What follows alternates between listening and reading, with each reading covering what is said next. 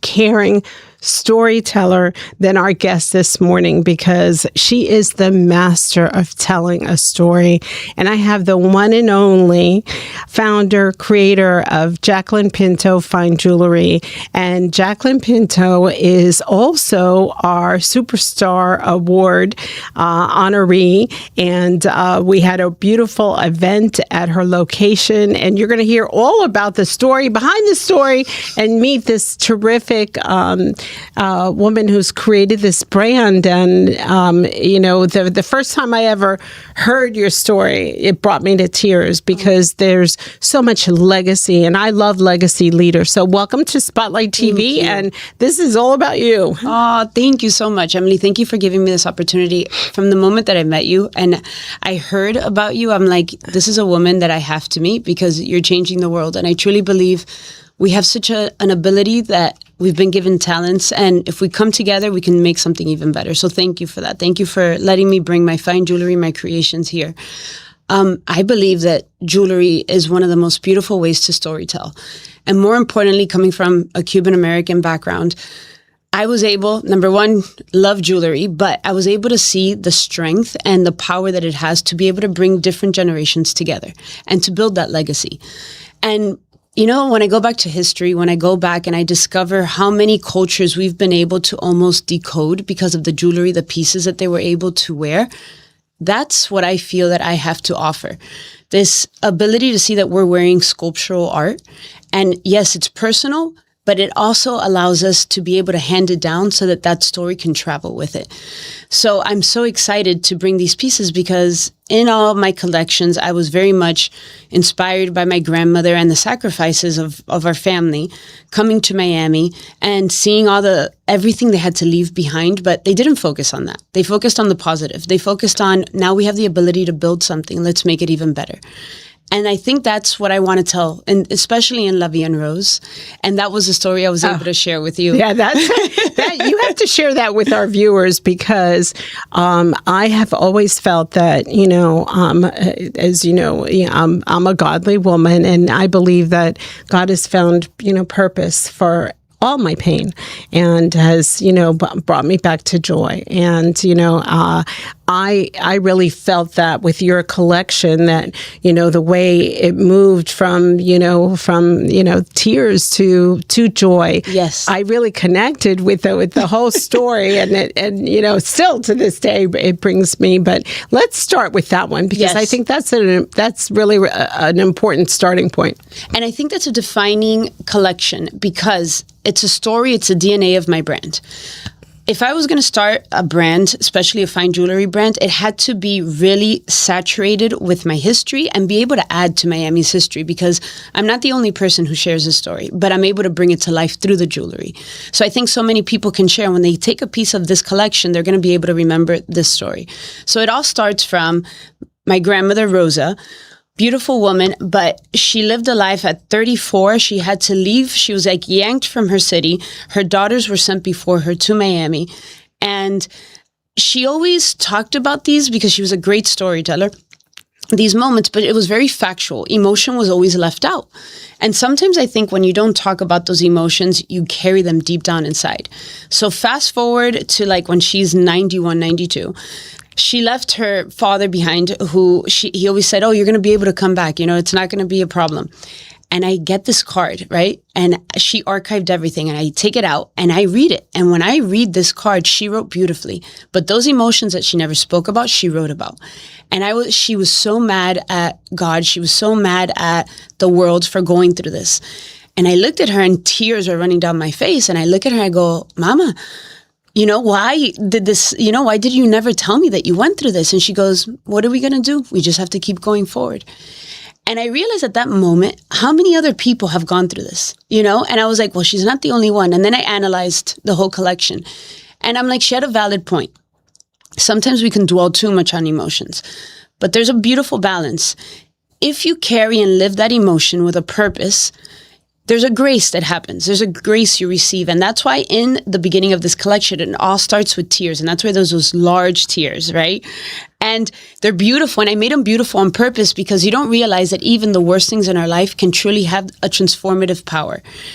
And we go, and right in the middle of the collection, when you realize that there's like a light, there's a hope, and I truly believe it's the grace of God that touches your heart and it's able to take away that hardened heart you have, all of a sudden, you're able to see that those tears become fertile ground for these beautiful flowers to be able to grow. Now, it might take one generation, 2 or 3, and that's where I come in, right? She was a tears. My mom had to go through that. But then I become the flower because of their sacrifices. And now I have a story to tell through this collection. The Cuban story that we can't forget. And not only the Cubans, but so many immigrants. We have to learn history to be able that we don't reproduce it. And this is why I believe that our generation as Cuban Americans is called to something, to rise, share the story in Miami globally. Because now where Miami is, I'm like, we have such a platform. And this is a story that made Miami what it is today, you know?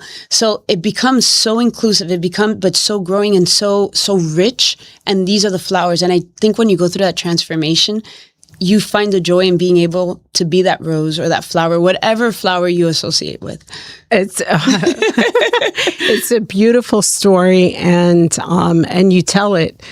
You told it to our rock stars when we had the event, and we presented you with the award, and congratulations again, because it's a very special award for us, because it's for leaders that go above and beyond, and you are one of those above and beyond in everything that you do. Everything you do with such personal love, attention, and care, and the whole event was just stunning. It was beautiful, and it looked so nice.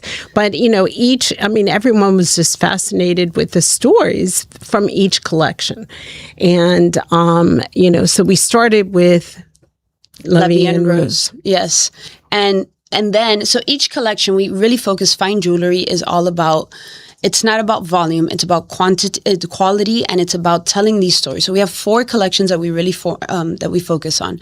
The first one is Transformation through La Vie en Rose. And the second one, I would say, is Oigo. Oigo, what I love about it is all about generations, legacy.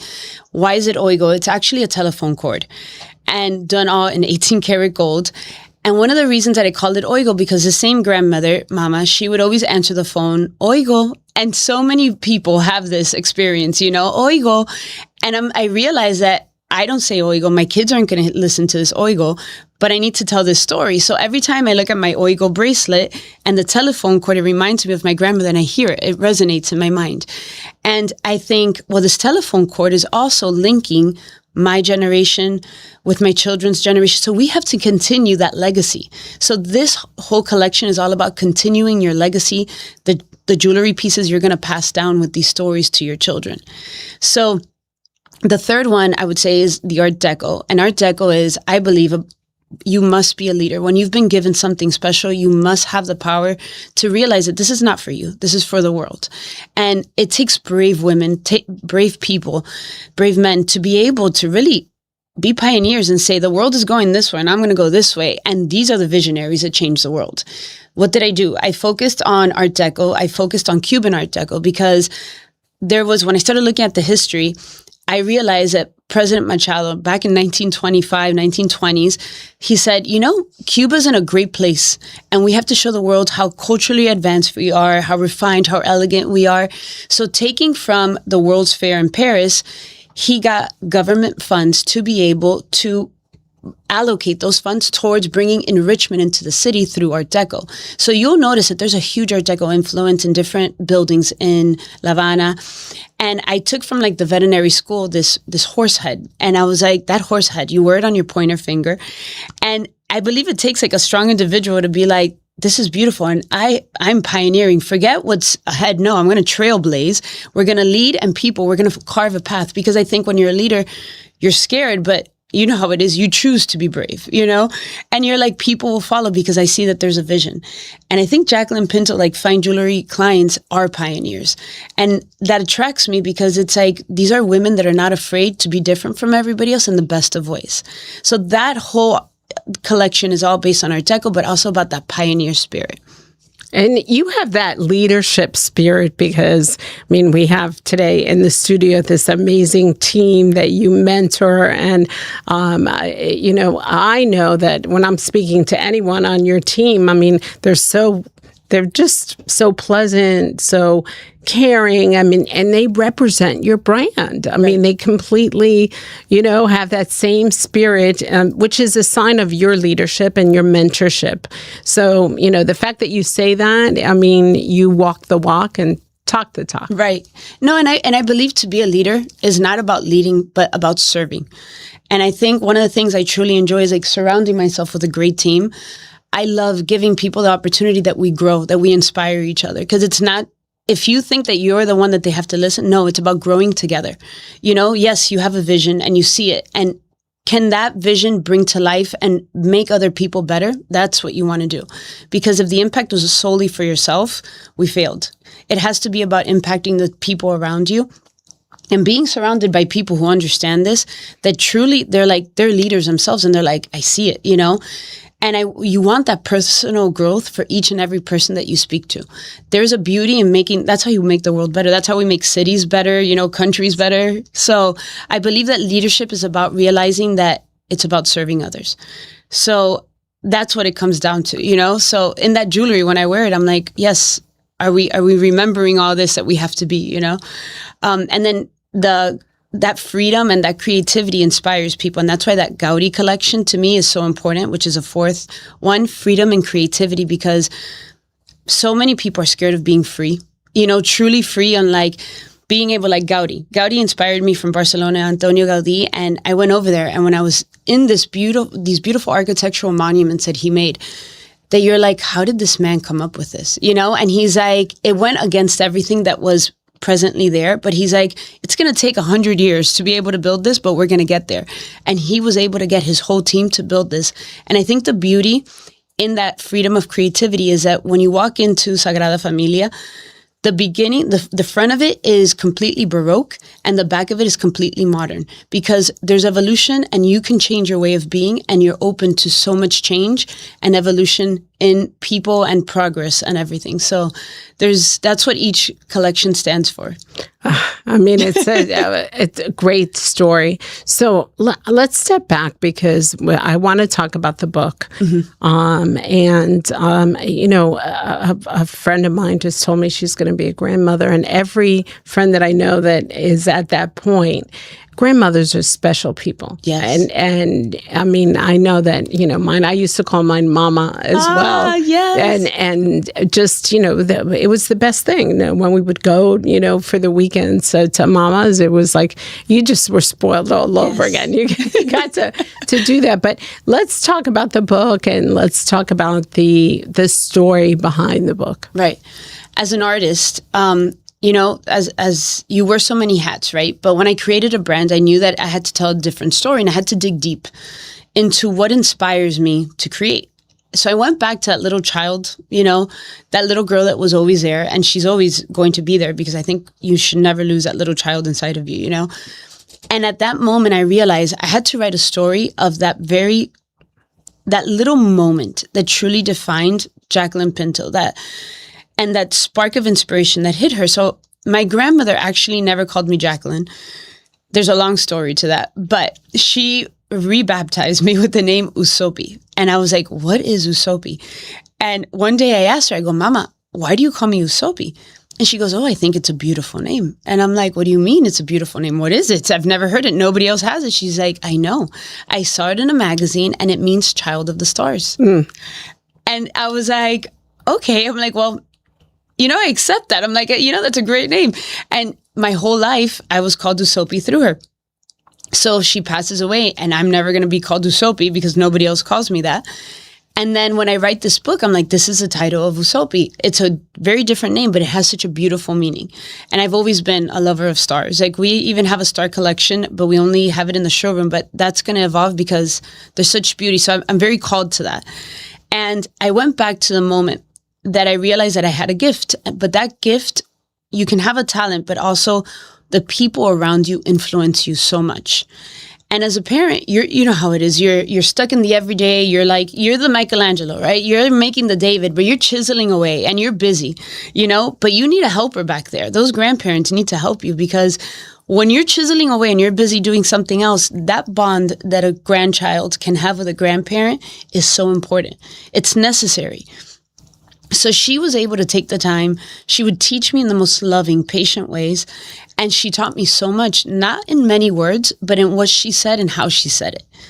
And she really defined my character, and she taught me so much about who I was as an individual and who I wanted to become as well. So I can't agree with you more. Usopi is about realizing the importance of that relationship with your grandmother and how it inspires you. So it's something that not yet that I look forward to. I have a long way to go there. But that influence of a grandparent is so important. So share with me, what are some of the quotes or inspirations that, I mean, because I definitely, when I think of my grandmother, there are certain sayings, and I think in English, but yet, there's certain things that I will think that she used to say in a given situation, and it'll just come to me. I mean, but are there certain phrases or other quotes or philosophies on life that still stay with you to this day that you could think of that came from her? Yes, I have to tell you, I love both of my grandmothers, and I have to bring my other grandmother because I wouldn't be the woman I am today if it wasn't for both of my grandmothers. She's going to get another collection. But, through them, there is, let's start with the one that I haven't mentioned, right? That's Tita. She's amazing. She taught me fortitude, right? And it's funny because they got along so well because they were polar opposites. Tita and Mama, my grandmothers, were like, one was like a little bull, if I had to define her, and the other one was like an elegant swan. But the beauty of their despairing natures also taught me the importance of you being able to see the beauty in each individual.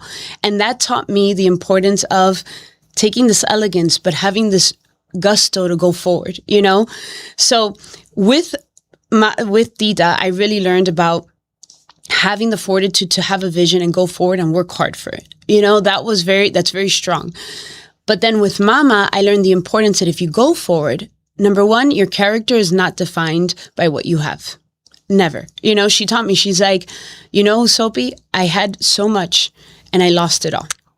And she would always say, now I live in a humble house, but you know what? It doesn't take away the character and the morale that I have. And it taught me, and I go, that's so true. Like, the most important thing you can have is that relationship, that love, and realize something of quality, but it doesn't define who a person is. Apart from that, she always told me, always raise the standard high. And she would tell me in these words, she goes, Usopi, no somos ordinaria, She would always tell me, That's a great quote. Isn't that great? You see, now that's a nugget. I'm gonna repeat that. Isn't that good? And I catch myself laughing, but telling my daughters as well. We're not meant to be ordinary people. We're meant to be people that we know what's right, we follow it, and we raise the bar. And I had this discussion with my mom yesterday. But that was another great lesson that she taught me.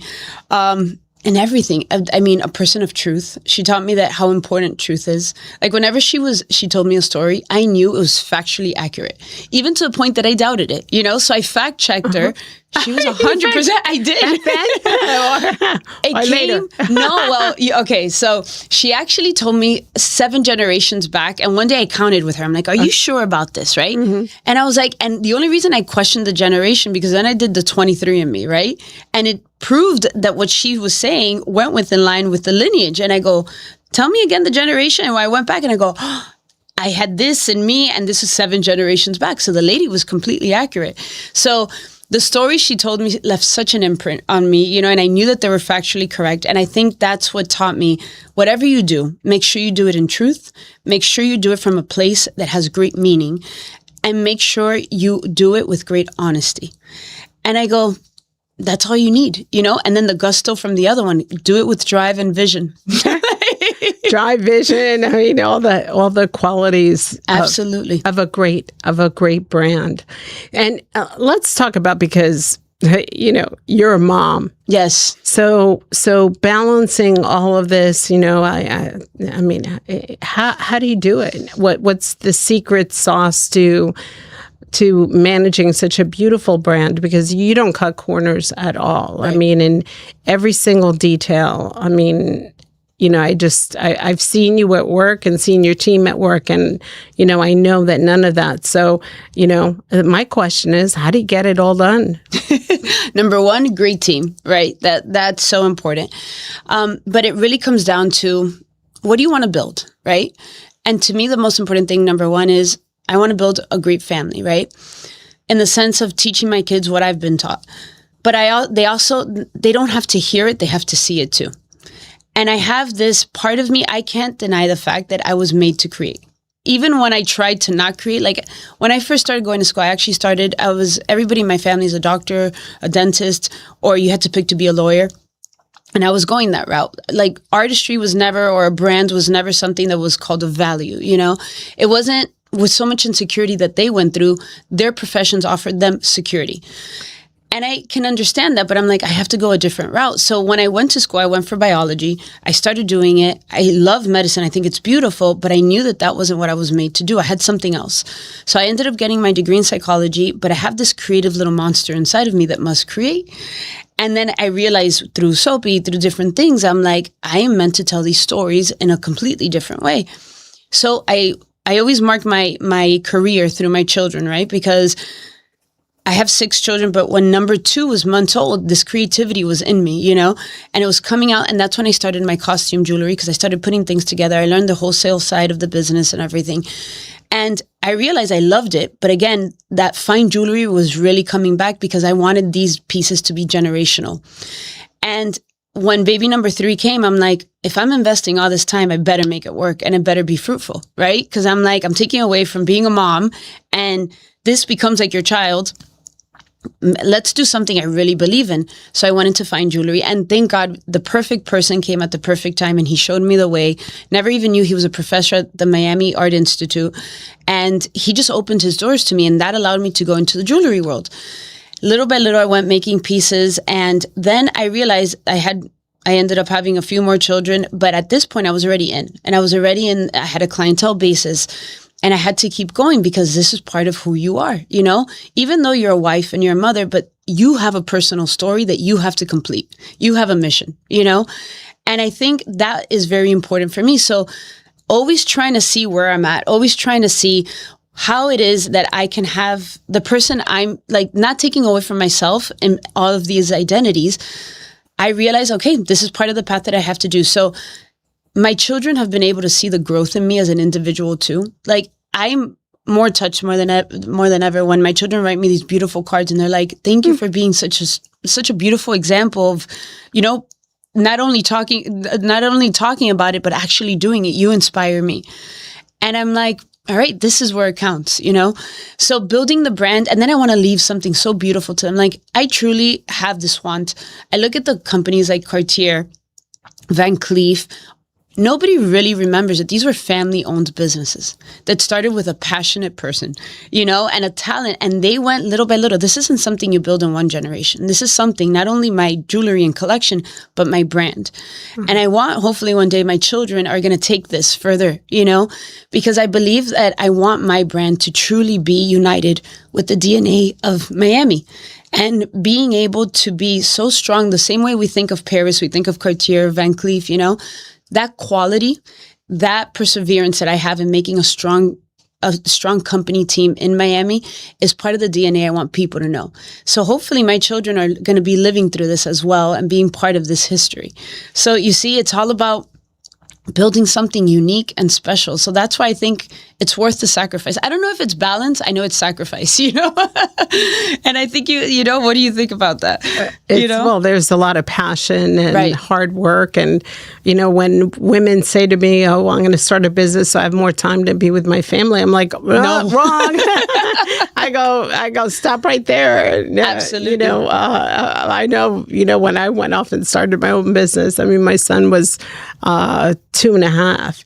And I remember thinking like, oh, well, I'll have more time with him and starting my own business. On the contrary. It was, it was hard work building a brand and Absolutely. Making it successful. So, that's definitely, but showing them that creativity, that determination. And, I mean, my son now, probably appreciates me more than ever. You know, and there's no doubt that when they tell you that, it's like, you know, like it melts me. I want to make a jewelry piece and give it to them there, you know. That's it. Is there like, among your children, is there one that probably that you would say takes a lot of interest in what you do and shows maybe an appreciation for, I mean, they're young, but, yes, you know, I mean, just, I don't know, you know, be it admiring your pieces and asking you, I mean. I think it's funny. I'm not even gonna mention the name, because what if it changes? But there is one in particular. The curiosity factor. And no, because different ages, different things. Yes. You know, I mean, you know, my son at certain points would ask me about, you know, I mean, we come from a big TV family. So, I mean, I'll never forget Miami Herald came in to photograph us, and you know, he wanted to be the center of attention. And he goes, what I would like the photographer to do is get you reading me a book, but he's making sure that he's looking at the camera. I go, this is a press. I mean, it's naturally, he knew at that age. He knew at that age that, you know, he was destined to be in front of the camera, and that's just his personality. And I mean, we're talking about, like, you know, he was about 3 years old at the time. I have an only child, so I can't get called out for calling one and not the other. But that curiosity about what you do and wanting to be a part of it. Yes. And I see also, like, as a little girl, I also remember I would spend hours drawing. And to be able to create something, you see it perfectly. I sit down with clients and I tell them all the time, I go, thank you for your trust in me, because you really come to me because you see my pieces, you see what they are, and you also are there, and I blindly tell you what I'm going to do, and I sketch it for you. But I always say the sketch is only like 20% of the final product. So when they see the piece at the end, they're like, I'm like, I want you to know this is what I saw from the beginning, but you trusted me. So I've been sketching ever since I was little. And I see one of my children in particular that she has that. And then she also, I have to be careful because my pieces go missing.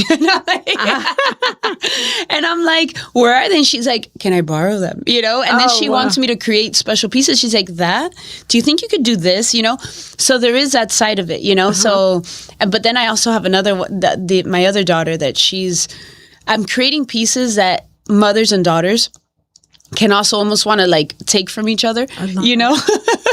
So like there's pieces that she's like, I like that. And she's much more, they're polar opposites, but she's like what I've always wished I would be. She's calm, cool, collected, you know, and I'm not.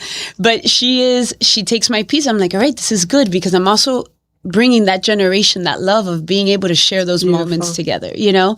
But yes, there's one child in particular that I think it would be beautiful. But that's the thing about a business, right? And it's not only a business to brand. It's about this world and something we're creating that I really hope there's a place for multiple children to be able to carry this out, because there's a lot to do with a brand. There's a lot to carry out, you know, in society, the what you're creating, the team you have. So it'll be interesting to see. Well, this is just the first chapter. We definitely have to have you back again. We have a minute and a half left. Why don't you take it away and tell our audience how to reach you and your website and Instagram, social media, everything else. So thank you so much. My name is Jacqueline Pinto. I am the creator and founder of Jacqueline Pinto Fine Jewelry. You can find us on Instagram under our handle, Jacqueline Pinto, and our website, jacquelinepinto.com. I will tell you that if you're looking for a brand that's completely different, something that's custom made and of great quality, this is a brand that you want to be looking at. This is something we try to bring the very best to you and make it for you. We have a story to tell. I hope you can identify with our lines and being able to bring that in. But we also have the atelier where we sit down with you and custom make pieces. And maybe there's a piece that you have that you want to recreate, and that's the story that we want to tell. So anything you want. We also have our atelier in South Miami, and on our website you can find the address. Wonderful. Well, thank you so much. Congratulations again on being our superstar award honoree. I'm honored to have you part of our Rockstar family, because you share so much joy, and I could listen to you forever, really, because you're such a good storyteller, and do that with your brand. We thank you for joining us on Spotlight. We will see you next week on Spotlight TV. A big shout out out to our studio, to everyone here at Community Newspapers who puts this show together for us. So it's a wonderful thing. A big thank you to Michael and to Grant and to the production team here. We'll see you next